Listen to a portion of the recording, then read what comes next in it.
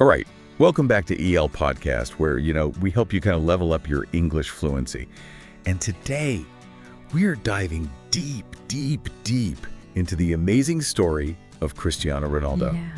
And I'm so pumped. This is a good one. This is going to be good. This is a good one. This could be good. Yeah. So his journey is it's packed with action verbs, all the sports terms you could possibly imagine, and even like motivational quotes. Yeah, and I think what makes Ronaldo's story particularly helpful for, English language learning is that pretty much everyone around the world knows who he is, right? So even if you aren't like a diehard football fan, you've at least heard the name. You probably know, some of his impact globally. Yeah. And I think it's really cool that we're using this as a way to learn English, right? So we have a ton of info on Ronaldo. Yeah. We've got like his Wikipedia page, some really interesting articles, and even a YouTube biography. Yeah. So get your notepads ready, folks, because we're about to unearth some serious English gold. Yeah, we'll be kind of like your guides along the way.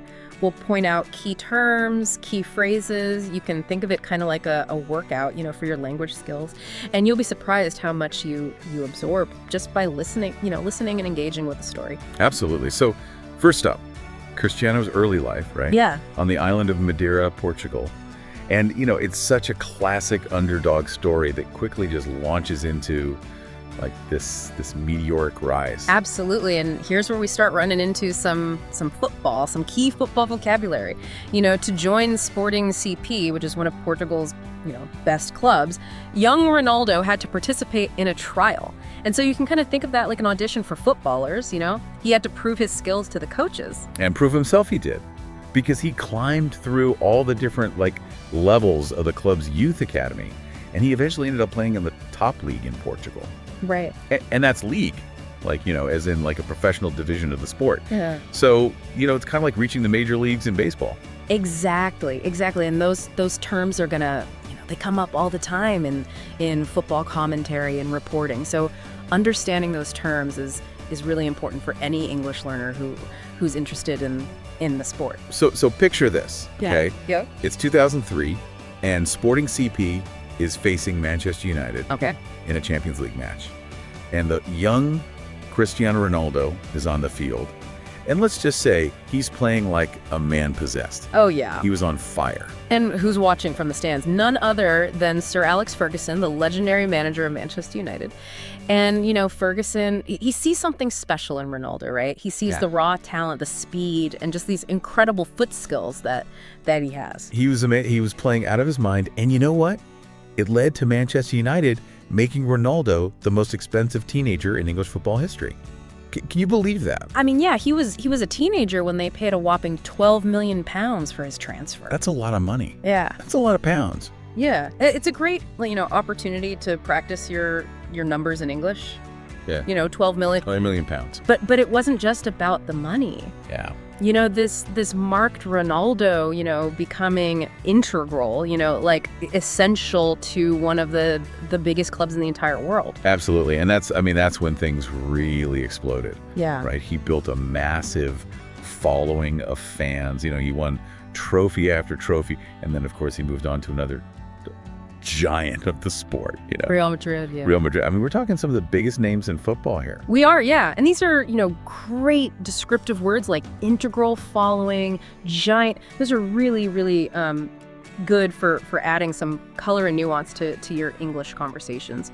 So imagine, you're describing Ronaldo's impact and you say, he quickly became an integral part of the team, garnering a massive following worldwide. Yeah, I love that. That's a perfect example.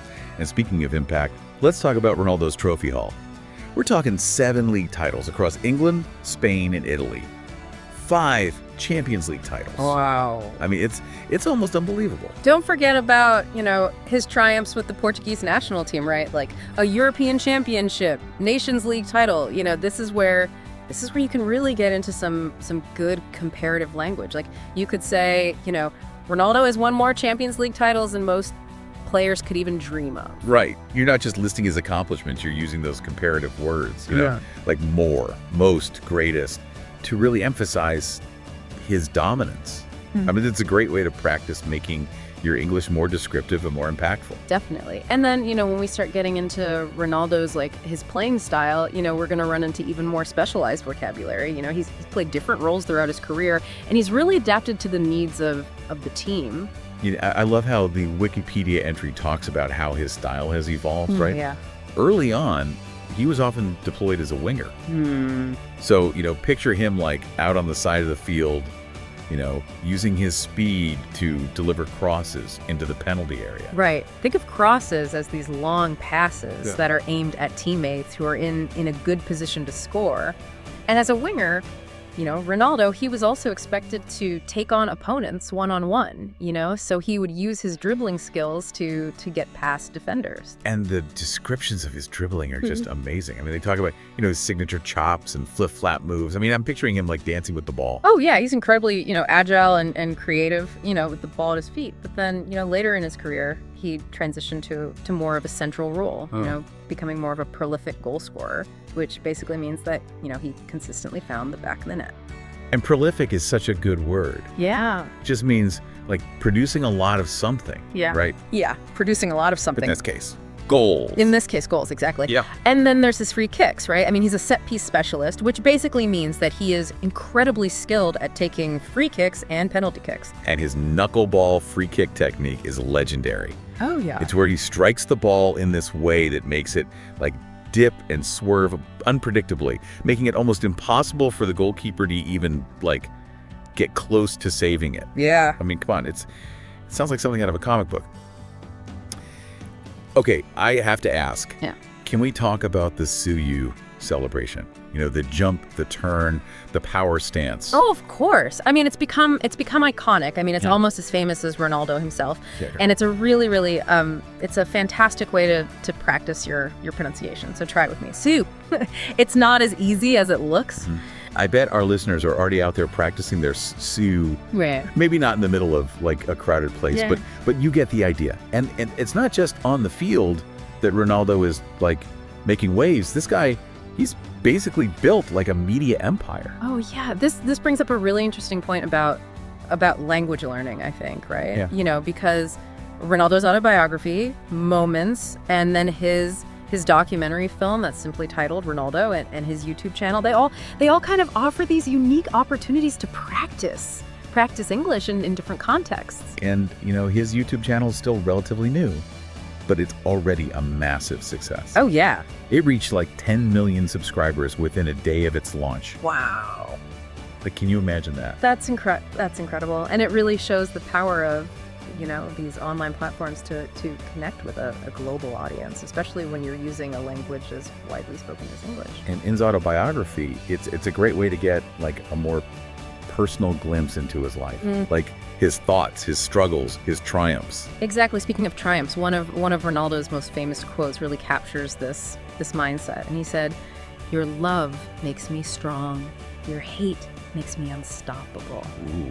Now that's a line you can use in any language. Right. I mean, it speaks to the power of determination and resilience no matter what challenges you face. And his story is full of challenges, and we've only scratched the surface. Yeah. Stick with us as we delve into, his personal life, his business ventures, and even some of the controversies that have surrounded his career. Ooh, trust me, you won't want to miss this. Yeah.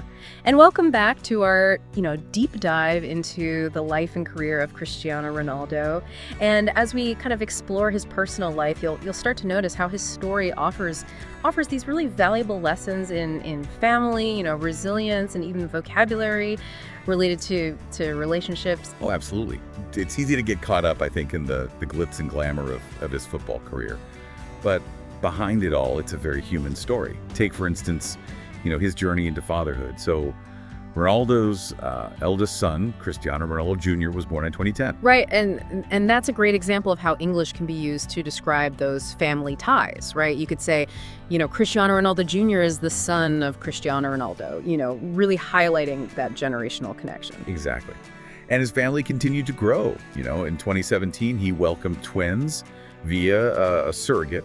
And later that same year, his partner, Georgina Rodriguez, gave birth to their daughter. Right. And sadly, in 2022, they experienced the loss of one of their newborn twins, which is, a a poignant reminder that life is full of both joys and sorrows, even for someone as globally celebrated as Ronaldo. Yeah, it's a reminder that even amidst like the whirlwind of fame and success, these deeply personal experiences, they shape us all. Yeah. And speaking of shaping experiences, Ronaldo's family background is actually quite diverse. So his partner Georgina is from Argentina, and his children were born in the United States. Oh, wow. And this really reflects, the increasingly globalized world that we live in. It's really beautiful to see, I think, how love and family can transcend, borders and different cultures and things like that. Absolutely. And speaking of crossing borders, let's kind of shift gears a little bit and explore Ronaldo's business ventures, right? Because he's not just a footballer. No. He's really built a brand that extends far beyond the pitch. Yeah, it's incredible. I mean, we're talking about his own clothing line, CR7, a fragrance line, even a hotel chain. It's really clear that he has like an entrepreneurial spirit that rivals his athletic prowess. Yeah, and what's really fascinating is how he's been able to leverage, his platform to create these successful businesses. Right. And it requires a very keen understanding of marketing and branding, not to mention, a strong command of English, particularly for those international dealings. I read that he even owns a museum dedicated to his career, like a whole museum filled with his trophies, jerseys, photos, celebrating his journey. Can you believe that? Yeah, it's really a testament to his impact on football and his desire to kind of share his story with the world. Okay, so we've covered his phenomenal football career, his evolving family life, his entrepreneurial spirit. I mean, is there anything this guy doesn't do? Well, he has faced his fair share of criticism throughout his career. Oh, yeah?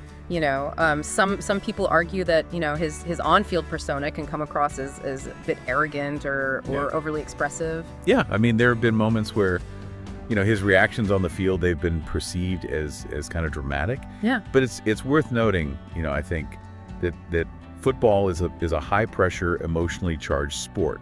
Exactly. And while his competitive spirit is undeniable, it's also important to recognize, I think, his significant contributions off the field. Right. Particularly his philanthropic work. This is where we really see Ronaldo, I think, using his influence and his resources to make a positive impact. Yeah.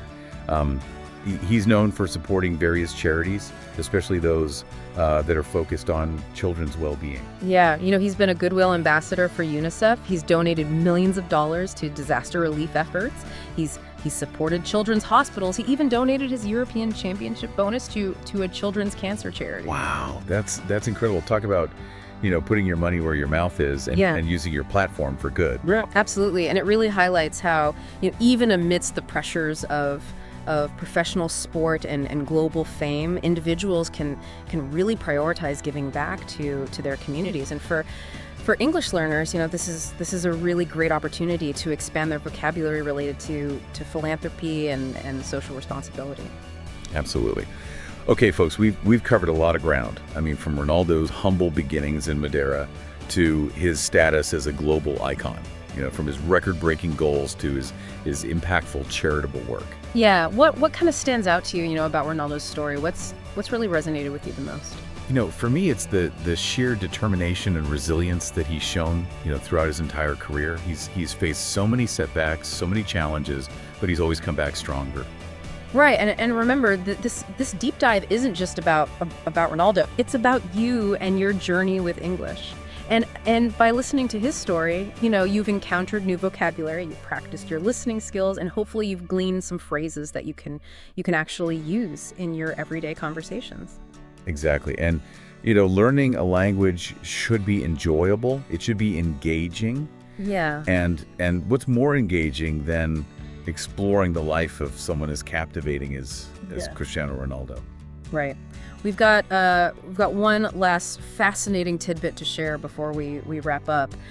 Something that links back to Ronaldo's early days at Manchester United. So when he signed with the club, he had to choose a New Jersey number because his usual number 28 was already taken. Ooh, that's interesting. I wonder which number he ended up choosing. It had to be something like special, something that would becomes synonymous with his legacy. Well, considering his iconic status and the number that he's worn for, much of his career, I'd say it's a safe bet that he chose number 7. You got it. Number 7.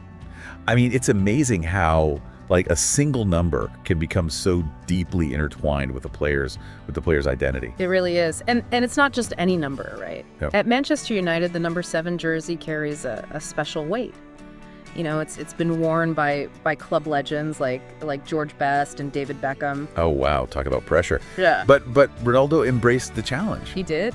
And he made that number his own, adding another chapter to the rich history of Manchester United. And he did it with his, signature blend of skill, charisma, and dedication. Ronaldo's journey is a testament to what's possible when you combine talent with an unwavering commitment to excellence. It's truly inspiring. And before we wrap up, we have one final question for our listeners. Can you think of any other athletes whose life stories would be interesting to learn about in English? Yeah, we'd love to hear your suggestions. Leave a comment below. Let us know who inspires you. And remember, the more you explore your passions in English, the more fluent and the more confident you'll become. That's a great point. Learning a new language, it's an ongoing journey. Yeah. And the best way to stay motivated is to connect it to your interests. Absolutely. So keep practicing, keep learning, and keep diving deep into the world around you. We'll catch you in our next episode. Until then, keep those English skills sharp.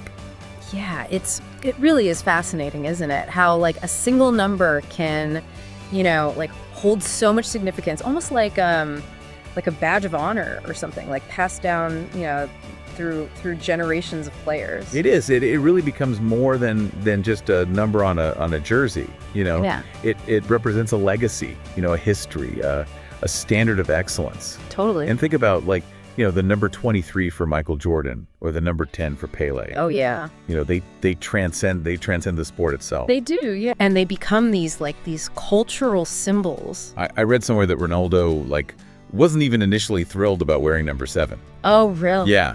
He felt the weight of expectation. Yeah. The pressure to live up to the legendary players who had worn it before him at Manchester United. Yeah, that's understandable. I mean, stepping into those shoes, right? Knowing that you're following in the footsteps of icons like George Best and David Beckham. It's a lot to live up to. Must have been daunting. Yeah. But, Ronaldo, as he's done throughout his career, he rose to the challenge. He did. He took that number and he made it his own. Yeah. Etching his name into Manchester United's history alongside those legends. And he did it with his unique blend of skill and athleticism and just sheer determination. Yeah. He's become such a role model, I think, for aspiring athletes worldwide. Proving that with hard work and dedication and belief in yourself that anything is possible. His story is truly inspiring, and it makes you think, about the power of perseverance and how embracing challenges can lead to incredible achievements. It really is, and it's not just about football. No. Ronaldo's story it teaches us valuable lessons about resilience, ambition, and the importance of pursuing your passions, no matter the obstacles. That's true. And these are qualities that translate to any field, any language, any dream that you might have. That's such an important takeaway, I think. Well, we've reached the end of our deep dive into the world of Cristiano Ronaldo. Yeah. We've covered his incredible journey from his childhood in Madeira to his status as this global icon. We've explored his evolving playing style, his record-breaking achievements, and even touched upon his personal life and business ventures. Right. It's been a whirlwind tour through a life filled with triumphs and challenges and a whole lot of English vocabulary along the way. A lot of English vocabulary, for sure. Yeah. So I hope our listeners have enjoyed this deep dive as much as we have. Yeah. But remember, this is just the beginning of your English learning adventure, right? Exactly. Keep exploring, keep practicing, and keep pushing yourself to grow. Yeah, and if you're looking for inspiration, look no further than Cristiano Ronaldo. Yeah. His story is a powerful reminder that with passion, perseverance, and a willingness to embrace challenges, you can achieve incredible things. That's so true. All right, well, until next time, keep those English skills sharp. Yes, we'll see you next time.